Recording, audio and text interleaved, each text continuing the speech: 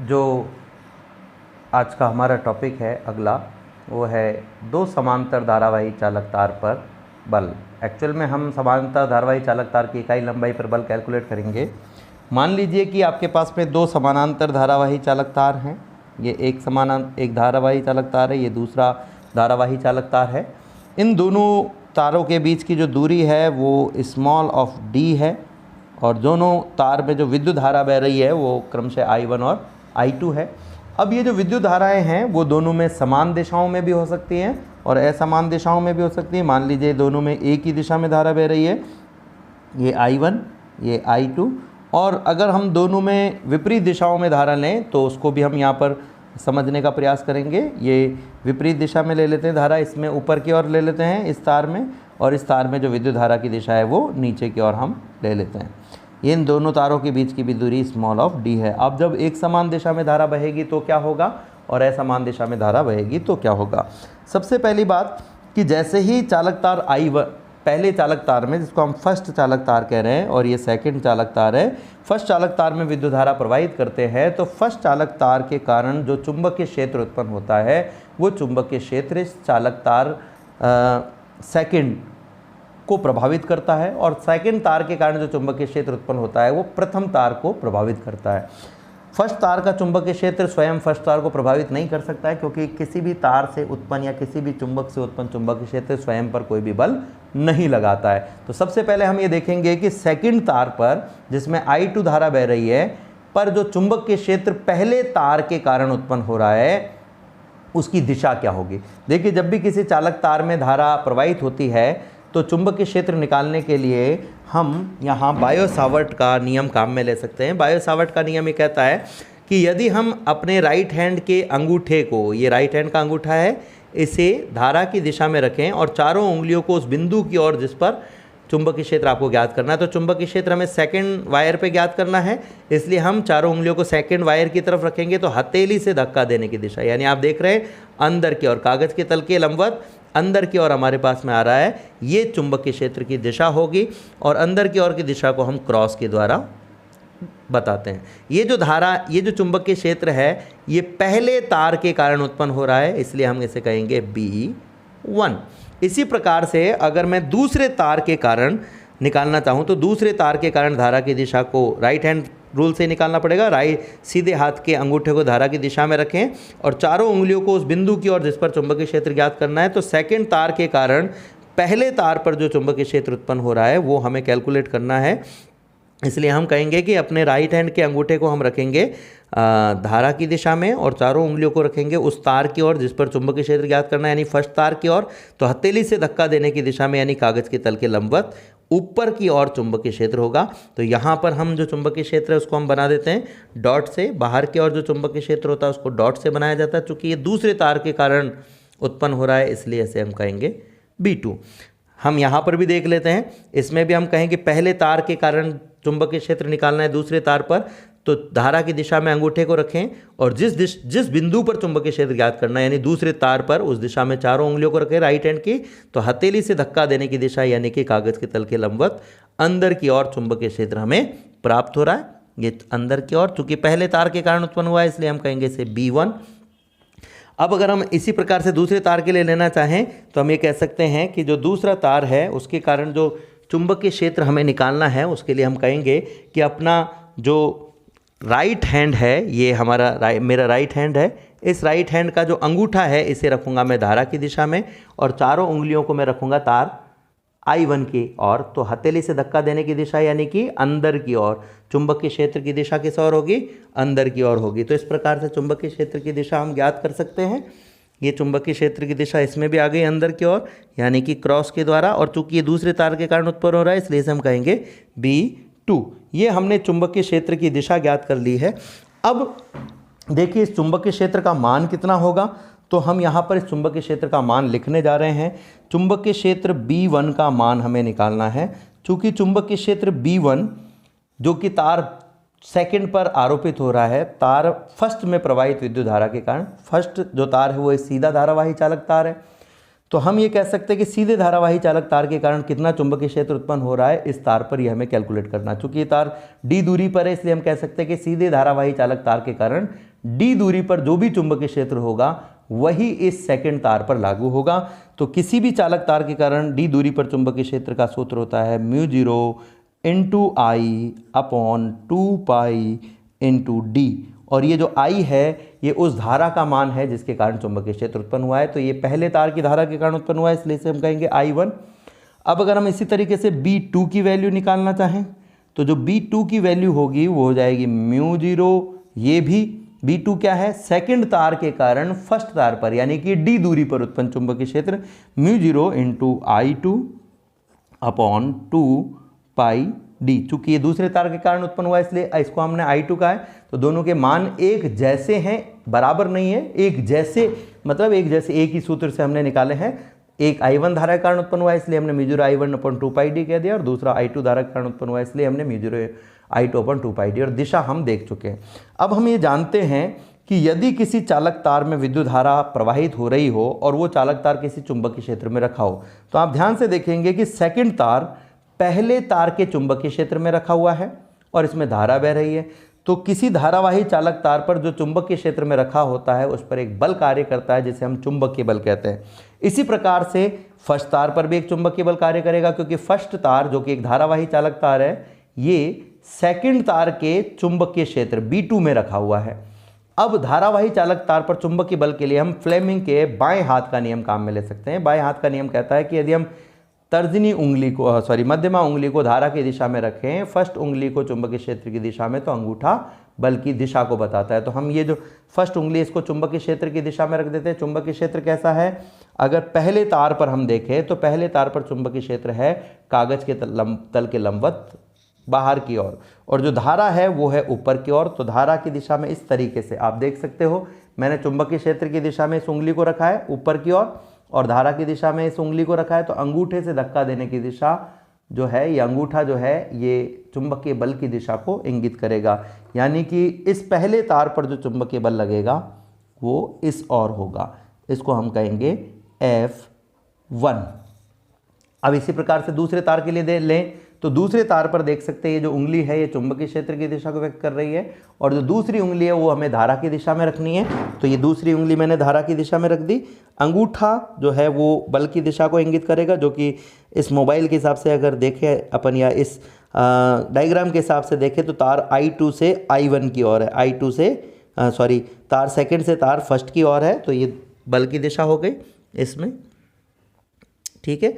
अब अगर हम इसी प्रकार से इस पर भी निकालें तो चुंबकीय क्षेत्र की दिशा आप देख सकते हो कहाँ है, अंदर की ओर है। अब आप ये सोच रहे होंगे कि तार फर्स्ट पर तार सेकंड का चुंबकीय क्षेत्र क्यों ले रहे हैं हम, क्योंकि फर्स्ट पर खुद का चुंबकीय क्षेत्र कोई बल आरोपित नहीं कर सकता है, इसलिए तार फर्स्ट पर जो सेकंड का चुंबकीय क्षेत्र होगा वही बल लगाएगा। तो चुंबकीय क्षेत्र की दिशा में हमने पहली उंगली को रख दिया है, इस उंगली को हम धारा की दिशा में रखेंगे यानी ऊपर की ओर। तो अंगूठा जो है वो बल की दिशा को, यानी कि पहले तार पर जो बल है वो आप देख सकते हो इस ओर लगेगा, इस ओर। तो ये बल की दिशा हो गई F1। अब इसी प्रकार से अगर मैं दूसरे तार पर बल निकालना चाहूँ तो ये चुंबकीय क्षेत्र की दिशा में मैंने पहली उंगली को रख लिया है, धारा नीचे की ओर है तो ये धारा की दिशा में मैंने दूसरी उंगली को रख दिया है। ये अंगूठा जो है वो बल की दिशा को, यानी कि इस ओर बल इस पर कार्य करेगा। तो इस प्रकार से हम बल की दिशा निकाल सकते हैं। अब चूंकि इन तार में धारा बह रही है तो डेफिनेटली ये जो तार है वो किसी न किसी सर्किट में जुड़े हुए होंगे, और अगर ये तार सर्किट में जुड़े हुए हैं तो इसका मतलब ये कहीं ना कहीं बंधे हुए हैं एक तरीके से, यानी कि तार के जो कॉर्नर्स हैं वो बंधे हुए रहेंगे, जबकि बीच वाला जो भाग है इस पूरे, हालांकि कॉर्नर्स पर भी बल लगेगा लेकिन ये कहीं ना कहीं बंधे हुए हैं बैटरी से या किसी अन्य युक्ति से। तो बीच वाला जो हिस्सा है वो फ्री होगा, और फ्री होने के कारण जैसे इस पर बल लगेगा तो ये इस ओर घूम जाएगा, कुछ इस तरीके से। इस तरीके से ऐसा लग रहा है जैसे दोनों तार पास आने का प्रयास कर रहे हैं, और इन दोनों बलों के प्रभाव में ये जो तार हैं वो कुछ इस प्रकार से हो जाएंगे। ऐसा लग रहा है कि दोनों बलों के कारण जो तार है वो दूर जाने का प्रयास कर रहे हैं। यानी कि हम ये कह सकते हैं कि जब धारा एक ही दिशा में होती है तो तारों के मध्य एक प्रकार से आकर्षण होता है, और जब विपरीत दिशा में होती है तो प्रतिकर्षण होता है। लेकिन हमारा उद्देश्य इन तार की इकाई लंबाइयों पर बल का मान ज्ञात करना है। तो अगर मैं पहले तार पर चुंबकीय बल ज्ञात करना चाहूँ, पहले तार पर, प्रथम तार पर, तार फर्स्ट पर चुंबकीय बल, और चुंबकीय बल का जो सूत्र होता है हम सब जानते हैं, होता है F बराबर IL क्रॉस B। F बराबर IL क्रॉस B, जिसे हम ILB साइन ऑफ थीटा भी कहते हैं। इस सूत्र को हम काम में लेंगे से। इस सूत्र से अगर हम पहले तार पर निकालना चाहें तो हो जाएगा F1 इज इक्वल्स टू, पहले तार पर जब हम बल निकाल रहे हैं तो पहले तार में कितनी धारा बह रही है, I1। इसकी लंबाई को अगर हम L लें तो L, और इस पर जो चुंबकीय क्षेत्र आरोपित हो रहा है, चूंकि पहले तार पर चुंबकीय क्षेत्र दूसरे तार का आरोपित हो रहा है, इसलिए हम यहां लिखेंगे B2। यहां IL B1 नहीं लिखेंगे। B1 क्यों नहीं लिखेंगे, क्योंकि चुंबकीय क्षेत्र पहले तार पर दूसरे तार के कारण जो चुंबकीय क्षेत्र उत्पन्न हो रहा है वो लागू हो रहा है। पहले तार पर खुद के चुंबकीय क्षेत्र द्वारा कोई बल नहीं लगाया जा सकता है, इसलिए हम यहाँ B2 लिखेंगे।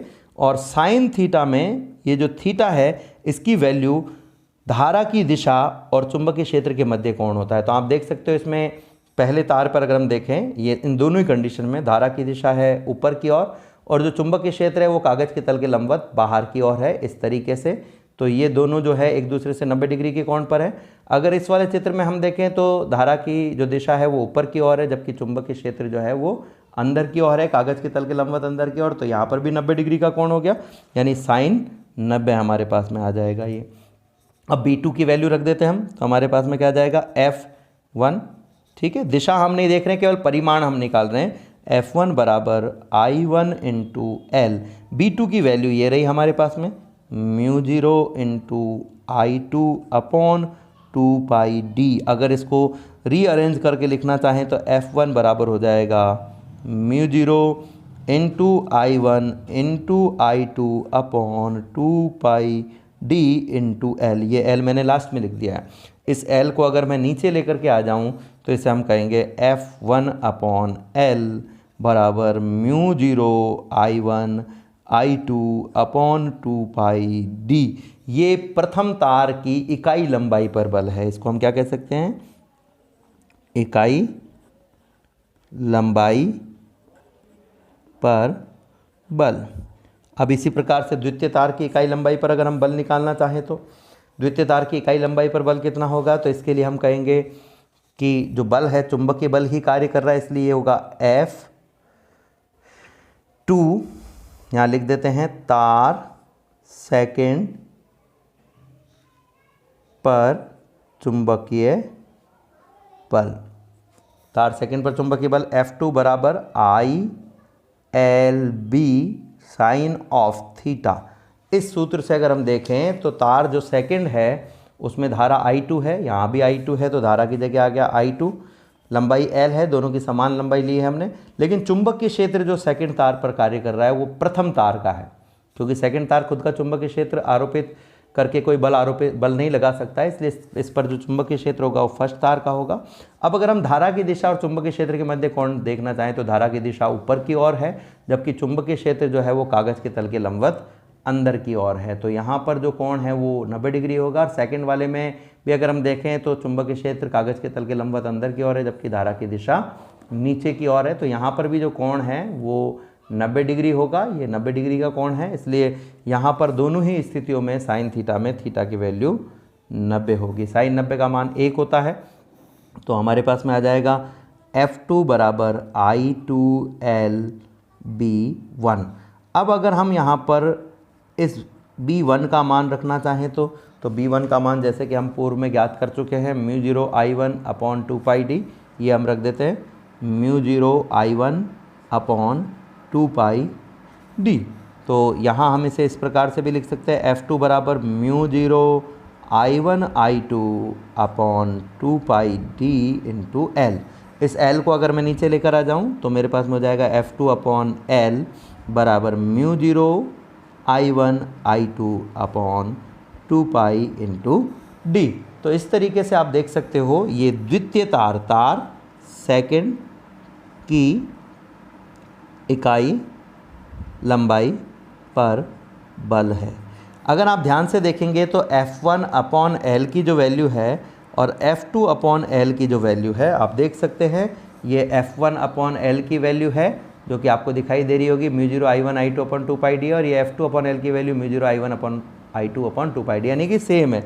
यानी हम ये कह सकते हैं कि जो समानांतर धारावाही चालक तार है उनकी इकाई लंबाई पर जो बल लगता है वो हमेशा बराबर होता है। अब यहीं से हमारे पास में 1 एम्पियर की परिभाषा आएगी। 1 एम्पियर, 1 एम्पियर की परिभाषा क्या होगी? तो यहाँ अगर मैं इन दोनों तार के लिए देखना चाहूँ तो मैं मान लेता हूँ, कुछ कंडीशंस में ले रहा हूँ। हम कहेंगे माना I1 बराबर I2, I1 बराबर I2, और इन दोनों की जो वैल्यू है वो हम मान लेते हैं 1 एम्पियर है। दोनों की वैल्यू 1 एम्पियर है। म्यू जीरो की वैल्यू हम सब जानते हैं कितनी होती है, 4 पाई इंटू 10⁻⁻⁷, 4 पाई इंटू 10⁻⁻⁷। और इसका जो मात्रक है वो अगर हम देखना चाहें तो अगर आपको इसका मात्रक याद नहीं है तो आप इस सूत्र B बराबर mu zero into N into I से भी कैलकुलेट कर सकते हो। B का मात्रक हम सब जानते हैं टेस्ला होता है। म्यू जीरो का मात्रक निकालना है। एन और आई को अगर अपन नीचे लेकर आ जाए तो एन का जो मात्रक होता है वो होता है फेरे प्रति मीटर, और आई का जो मात्रक है वो होता है एम्पेयर। मीटर ऊपर चला जाएगा तो इसका मात्रक हो जाएगा tesla into meter upon ampere, tesla into meter upon ampere. और जो टेस्ला है उसको भी आप चेंज कर सकते हो। म्यू जीरो की जो वैल्यू है वो और भी तरीके से हम कैलकुलेट कर सकते हैं। तो ये हमारे पास में यहाँ पर आ गया है। हमने एक और फॉर्मूला देखा था, जैसे कि हमने देखा था F बराबर I into L into B. यहाँ पर अगर आपको टेस्ला को न्यूटन में कन्वर्ट करना है तो F न्यूटन में होता है, I एम्पियर में और L मीटर में, ये टेस्ला में, यानी कि टेस्ला बराबर हो जाएगा newton upon ampere into meter. तो यहाँ पर अगर आप रख देंगे तो म्यू जीरो बराबर 4 pi into 10⁻⁻⁷ newton upon ampere into meter, और ऊपर आपके पास में है मीटर अपॉन एम्पियर। मीटर से मीटर कैंसिल हो जाएगा, आपके पास में आ जाएगा 4 pi into 10⁻⁻⁷ newton upon ampere का स्क्वायर। ये इस तरीके से इसलिए बताया गया है, डायरेक्ट भी लिखा जा सकता था, जिससे आपको कभी मात्रक अगर याद नहीं रहते हैं तो इस तरीके से आप कन्वर्ट कर सकते हैं। अब ये सारी वैल्यू हम यहाँ पर रखेंगे, लेकिन एक और एजम्पशन मान रहे हैं कि D = 1 मीटर है। अब इस स्थिति में क्या होगा, ये सारी वैल्यू अगर हम यहाँ रखें तो हमारे पास में हो जाएगा F अपॉन एल, इकाई लंबाई पर बल। F1 और F2 को अब मैंने कॉमनली F अपॉन एल और F2 अपॉन एल को कॉमनली F अपॉन एल कह दिया है मैंने। F upon L = mu zero का मान हो गया 4 pi into 10⁻⁻⁷ newton upon ampere का स्क्वायर, इंटू I1 का मान 1 एम्पियर इंटू I2 का मान 1 एम्पियर अपॉन 2 पाई, यहाँ पर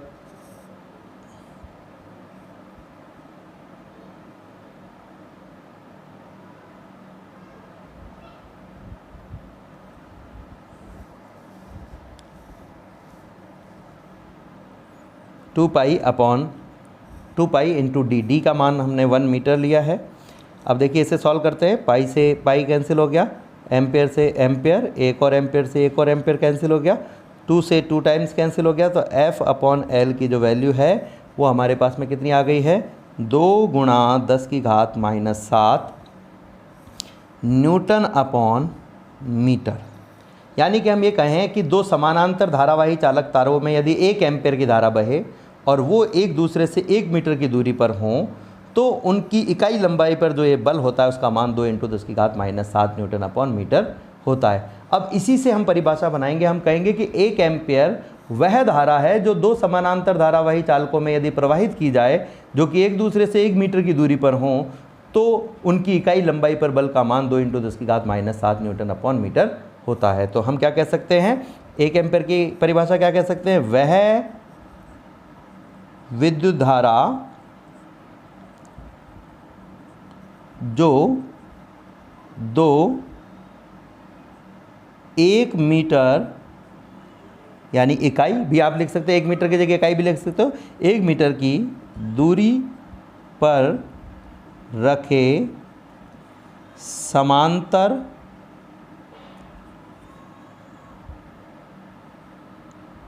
चालक तार में समान रूप से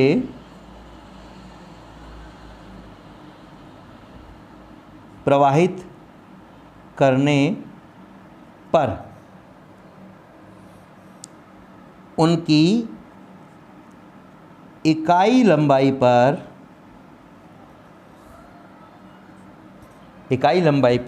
2 × 10⁻⁷ न्यूटन/मीटर का बल उत्पन्न कर देती है या लगाती है, उसे